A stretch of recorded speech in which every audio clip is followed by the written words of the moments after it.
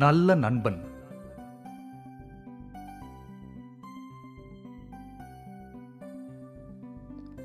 முன்பு ஒரு காட்டில் 2 நண்பர்கள், டெபி என்ற ஒரு வெள்ளை முயலும் டெரர் என்ற ஒரு காட்டு பூனையும் வசித்து வந்தனர். இருவரும் ஒரு ஆலமரத்தின் கீழே தங்களுக்கு ஒரு வீடு கட்டியிருந்தனர். டெரர் ஒரு தைரியமான பூனை. தன் தோழியை மிகவும் நேசித்தது. அவளை காட்டில் உள்ள எல்லா ஆபத்திலிருந்தும் காப்பாற்றி பாதுகாத்து வந்தது. கவனமாயிரு டெபி, நதிக்கரை பக்கம் போகாதே, அப்படியெல்லாம் செய்யாதே. ஆனால் டெபிக்கோ இவையெல்லாம் பிடிக்கவே இல்லை. ஹோ, நான் மட்டும் சுதந்திரமாயிருந்தா எவ்வளவு நல்லா இருக்கும். என்னால எதுவுமே செய்ய முடியலையே. இவர்களின் பக்கத்து வீட்டுக்காரர் மின்கி என்ற தந்திரமான நரி ரொம்ப நாளாகவே டெபியை கவனித்துக் கொண்டிருந்தான். ஆஹா, என்ன கொழு கொழுன்னு இருக்கு, நல்ல சுவையாவும் இருக்குமே. என்ன தேடுற? ஒன்றுமில்லை டெரர் அண்ணா, டெபி விளையாடி கொண்டிருக்கிறாளே, கீழே விழுந்து விட போறாளேன்னு தான் பார்த்தேன். அவ்வளோதான், வேற ஒன்றும் இல்லை.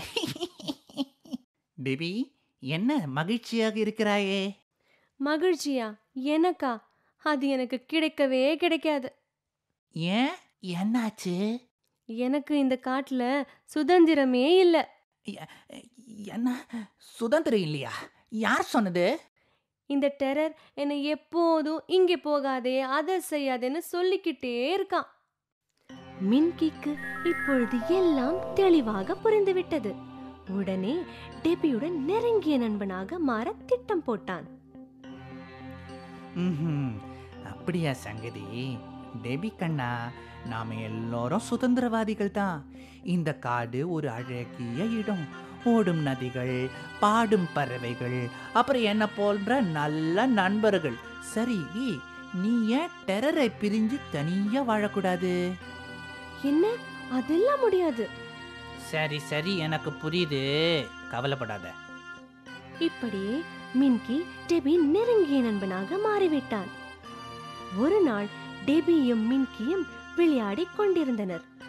அப்பொழுது ஒரு வேட்டைக்காரன் அந்த பக்கமாக வந்தான். ஆஹா, எனக்கு உணவு கிடைத்து விட்டது. வேட்டைக்காரனை பார்த்ததும் மின்கி ஒரு புதருக்கு பின்னால் ஒளிந்து கொண்டான். டெபியோ என்ன செய்வது என்று தெரியாமல் மிரண்டு போனாள். என்ன விட்டுடுங்க. எதுக்காக உன்னை விடணும்? இன்று எனக்கு ஒன்றுமே கிடைக்கல.